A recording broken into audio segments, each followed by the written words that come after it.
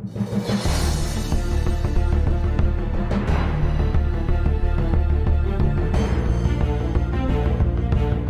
मैं हूं यश Sharma. All facts में आपका स्वागत है। आज बहुत से लोग ये जानना चाहते हैं कि क्या कोरोना की तीसरी लहर आएगी, तो ये कैसे आएगी, क्या नया वायरस आएगा या कुछ हो। इसलिए आज हम आपको इस विषय में पूरी जानकारी देंगे, ताकि आप बार बार न्यूज़ पर ध्यान देकर अपने दिमाग पर जोर ना दें।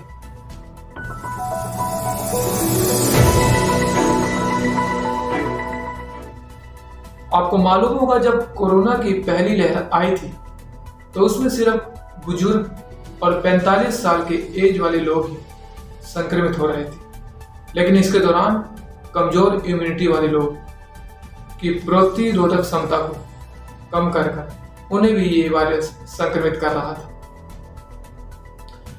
इसलिए आपको बताएंगे कि कोरोना की जो दूसरी लहर का निर्माण कैसे हुआ था। कोरोना का जब पहला स्ट्रेन भारत में आया तो ये एक सिंगल पावर का था, यानी एक नॉर्मल वायरस, साधारण जिसे बोलते हैं। लोगों ने ज्यादा इसे सीरियस नहीं लिया, लेकिन वर्ल्ड हेल्थ ऑर्गेनाइजेशन के कहने पर इसे सीरियस लिया गया। यह किसी भी अंग पर अटैक करता था, जैसे फेफड़े, लिवर और हार्ट। पर मेरी बात को ध्यान से सुनिएगा।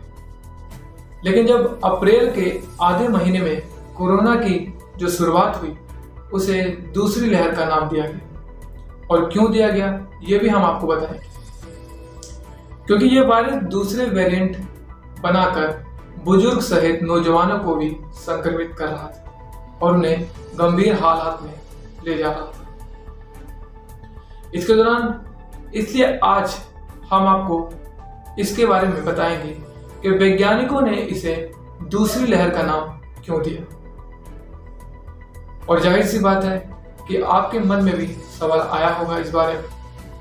इसलिए आज हम आपको इसके बारे में बताएंगे, क्योंकि ये सिर्फ नॉर्मल इंसान नहीं जान पाते कि आखिर दूसरी लहर कैसे आएगी, आगे भी तीसरी लहर कैसे आएगी।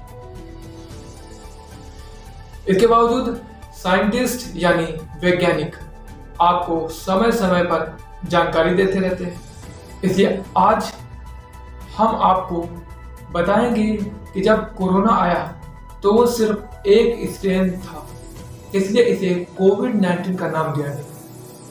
ध्यान से सुनिएगा बातों। जब ये भारत में आया था तो ये एक स्ट्रेन था, जिसे सिंगल म्यूटेंट का भी नाम दे सकते हैं आप।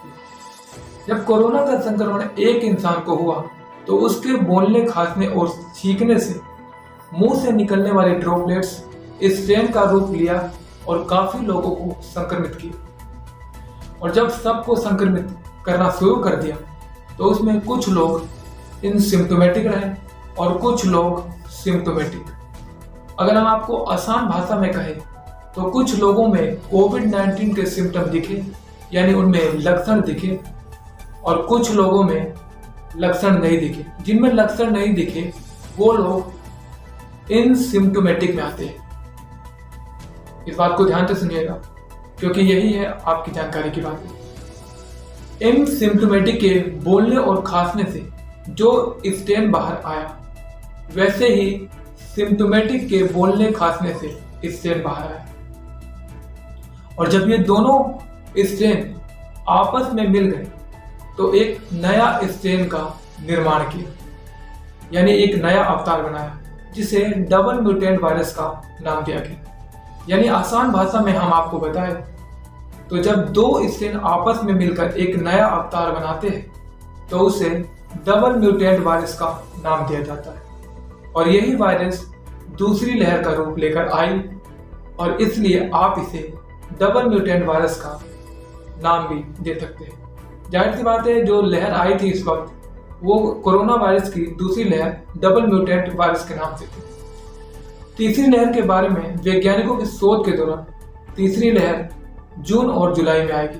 अब हम आपको बताएंगे कि जो जून और जुलाई में लहर आएगी, इससे किस किस को खतरा है। कोरोना के 3 स्ट्रेन मिलकर नए वेरिएंट यानी अवतार का निर्माण करेंगे, जिसे ट्रिपल म्यूटेंट वायरस का नाम दिया जाएगा। और ये virus same double mutant virus के तरह 3 स्ट्रेन मिलकर ट्रिपल म्यूटेंट वायरस का निर्माण करेगी। इसके दौरान यानी 3 स्ट्रेन से मिलकर इसका एक निर्माण आपको हम बता दें एसिम्प्टोमेटिक स्ट्रेन, जिसमें कोरोना के कोई लक्षण नहीं दिखते, जैसे खांसी, जुकाम या थकान।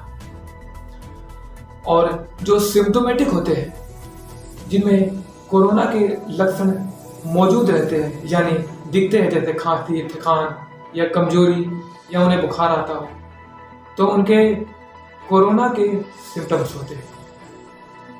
इसके बावजूद वीकनेस, इम्यूनिटी स्ट्रेन, जिनकी इम्यूनिटी कमजोर हो गई है, उन लोगों को गंभीर रूप से दूसरी लहर में जो लोग बीमार हुए हैं, इस वक्त दूसरी लहर में जो लोग बीमार हुए हैं,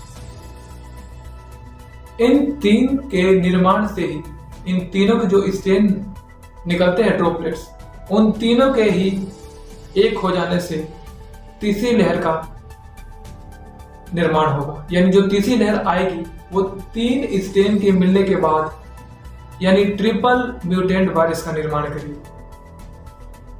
अब आपके मन में सवाल आता होगा कि क्या 4th म्यूटेंट वायरस भी आएगा? जाहिर सी बात है कि दुनिया भर में हजारों वायरस की लहर आती रही, क्योंकि पिछले 200 साल से कई बार महामारी आई है, कई बार वायरस ने महामारी का रूप, ऐसा मामला है नहीं जो पूरी दुनिया को खत्म कर दे।